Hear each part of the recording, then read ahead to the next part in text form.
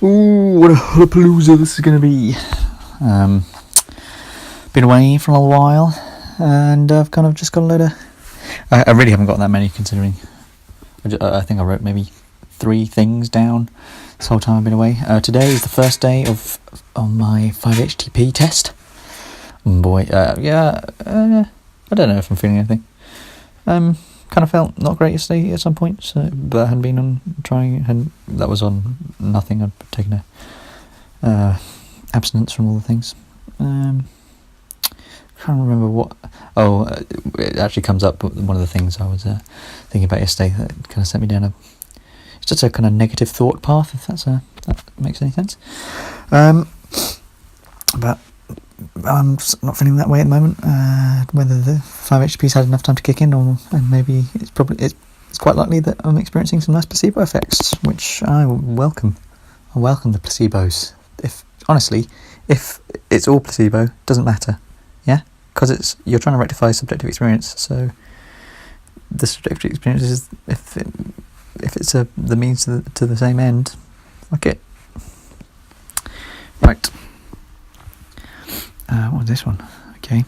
Good parlour games tend to involve an element of creativity, Good parlour games tend to involve an element of creativity, guided but not restricted by certain parameters, such as the game Consequences. Perhaps a good game would be for everyone to write their name on a piece of paper, then put their names in a hat or bowl. Then each player picks a name at random from that hat and has to write a story with that person as the main protagonist, drawing inspiration from their real life experiences with that person, or what little they know about them. And perhaps to add a more comedic ad-lib feel, a second hat could contain a variety of actions, objects or circumstances that the players must incorporate into their stories.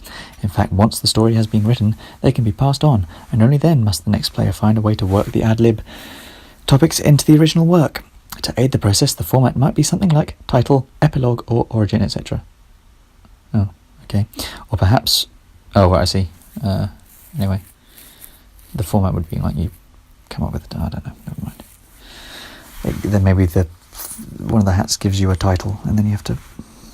Or maybe you have to come up with a title. I think that's what I was saying. You have to come up with a title, and then an epilogue or an origin story or something like that. Or maybe like a fucking murder mystery. I don't know. Or perhaps hints can be included. Genres could be picked from a hat also. Improved garbage/bin system. What? Oh, yeah, that was just something I was meant to think about.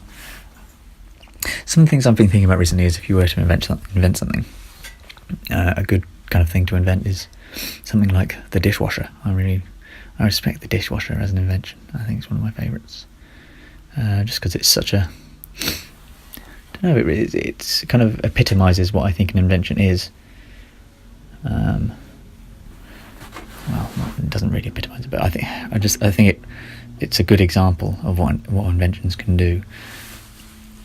It just kind of alleviates mundanity. Is that a word? Tedium. I don't know. It just alleviates one of the necessary tasks that people must do in their day-to-day lives. Anyway, never mind. You get it.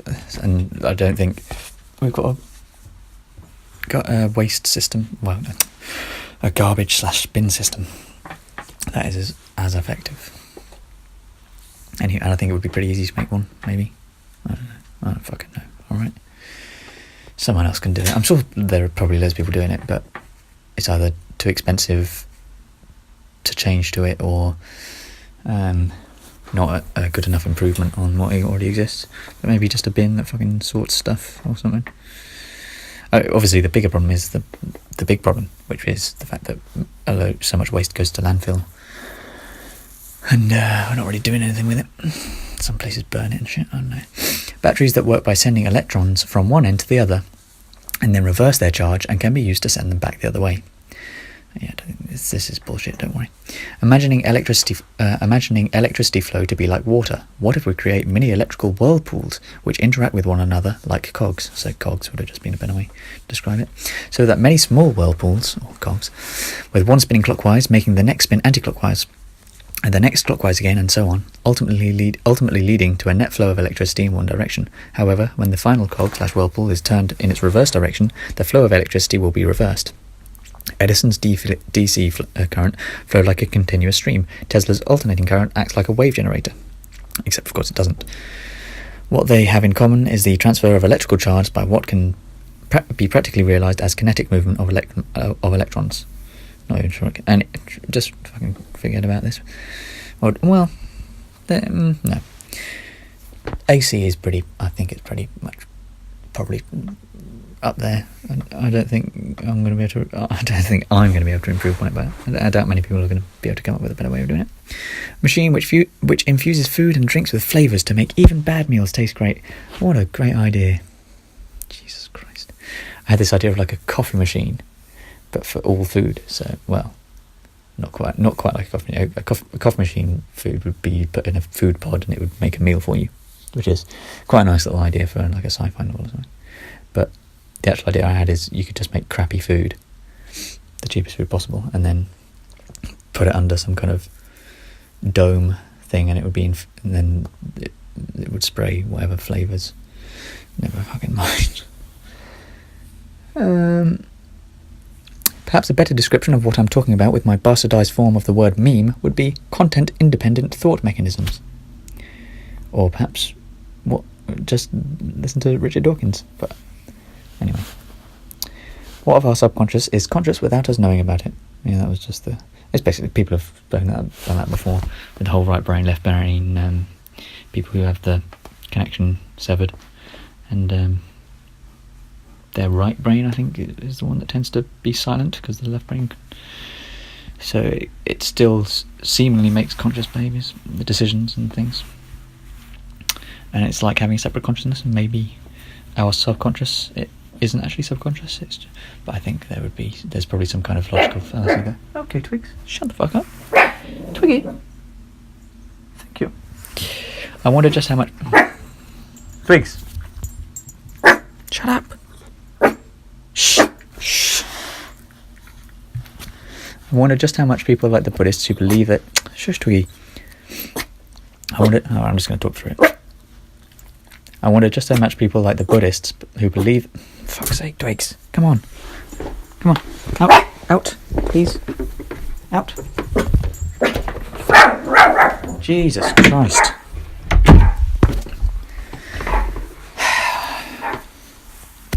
Pause. Where were we? Oh, for fuck's sake. Where were we? Right.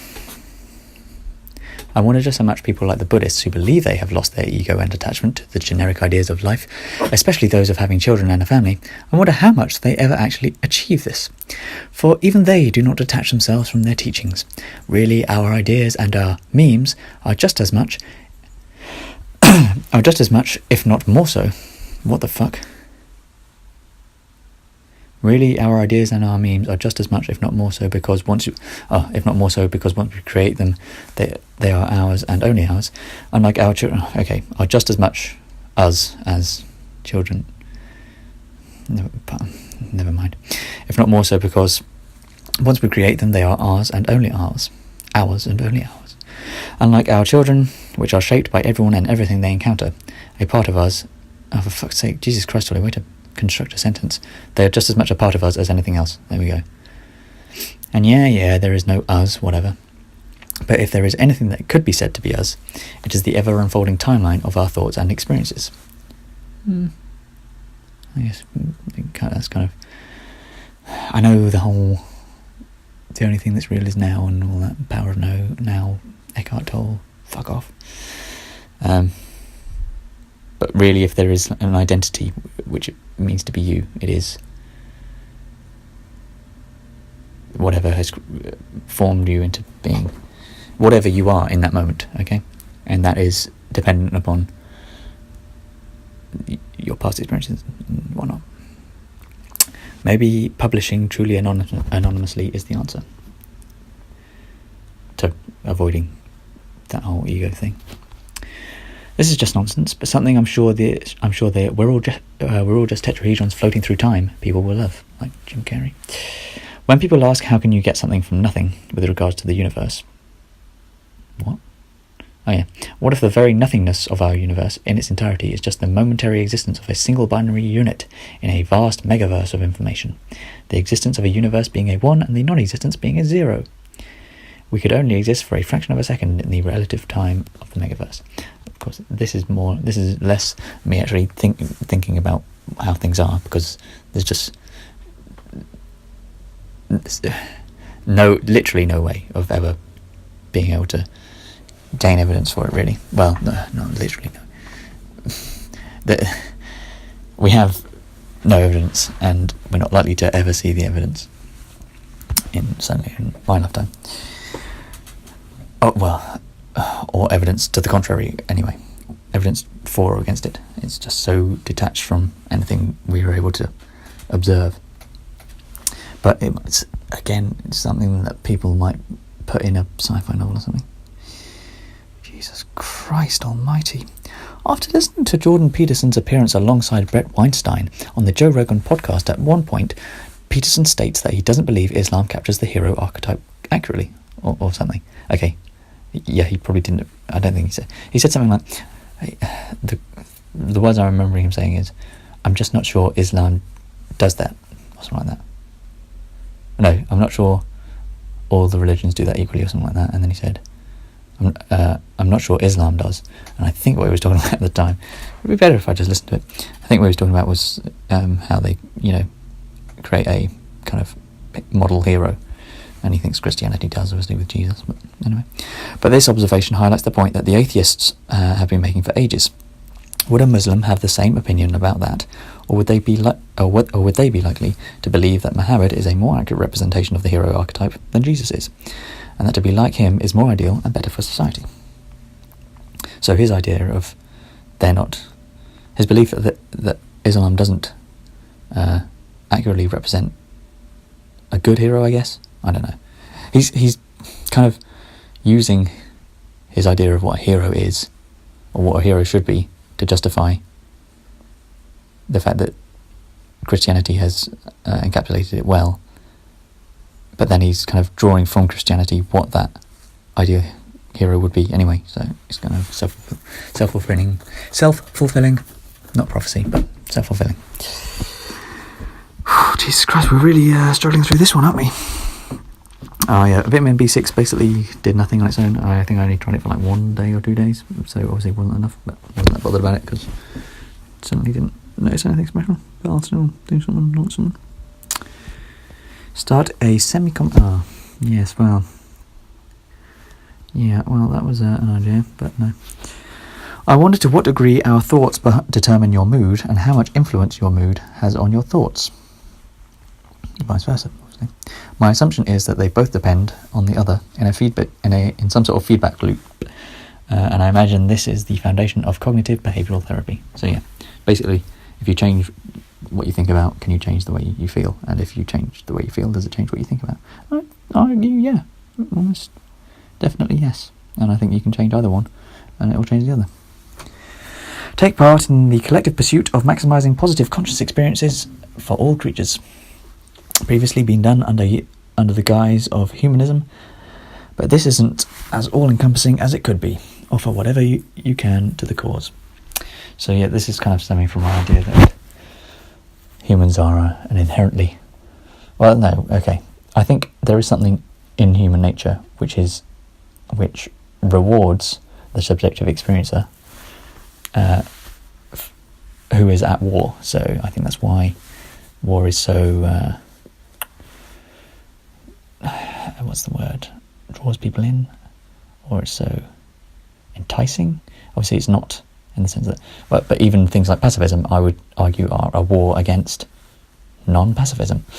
I think so. Obviously, the ones we're seeing at the moment are identity politics and just SJWs and freedom of speech, feminism, So I believe the feminists probably believe they're kind of, I imagine the feeling they get from fighting for their cause is a similar one. I think true feminism, well, fuck's sake, whatever true feminism, equal rights for everything, all bloody things, alright, let's just get that. No single thing is better than another, except, well, unless, okay, retract that statement. You have to add too many amendments to the statement for it to make sense. Let's just agree that men and women, pretty bloody good. Let's just leave it at that. Yep, okay, right. Now I sound like a twat who's trying to dig myself out of a fucking hole. Well, I sound like a twat who's trying to oversimplify it and thinks that he knows everything, but I don't. But what I am saying is, consciousness unite. Yep, that sounds stupid as well. God, I can't see. I'm too lazy to say the things I want to say, and and nothing. Okay.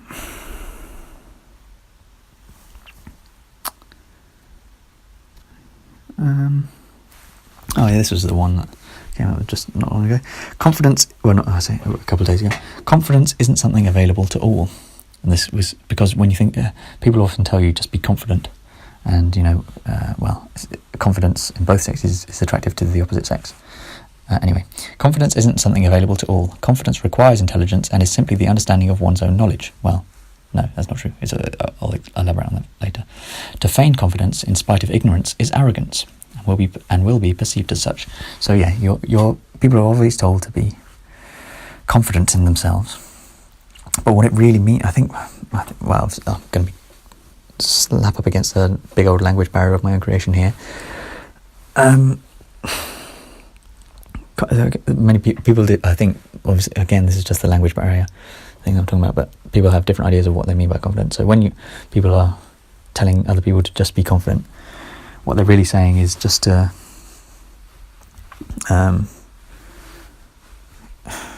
feel comfortable talking to people and stuff like that, you know. But the confidence I'm speaking about is kind of confidence in your own abilities. The confidence isn't actually a measure of how much you believe in your abilities. It's really a measure of how much ability you have.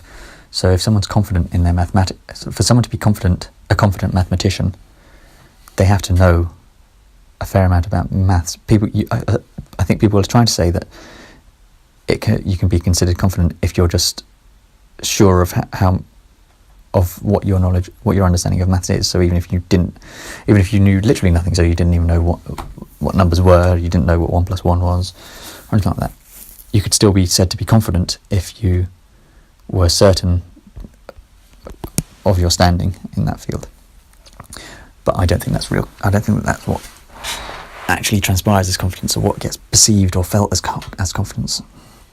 I think what we're really talking about in that sense is that confidence is, yes, it requires that you understand how much you know, but confidence then increases with how much you do know, and so too with just going about the world.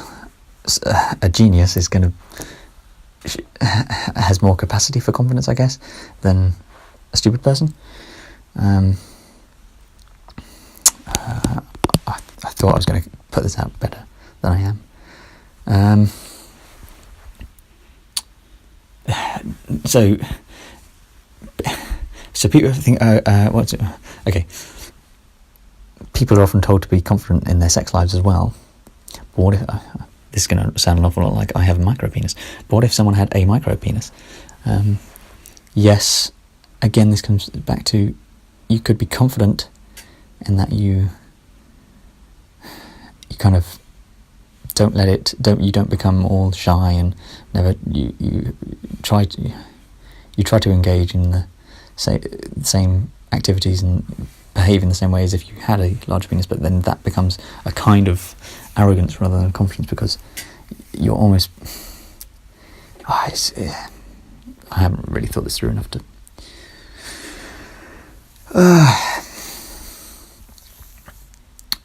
what would be a good way to just put it into a quick little sentence? Maybe the one I started with. Confidence isn't something available to all. Confidence requires intelligence and is simply the understanding of one's own knowledge. To feign confidence in spite of ignorance is arrogance and will be perceived as such.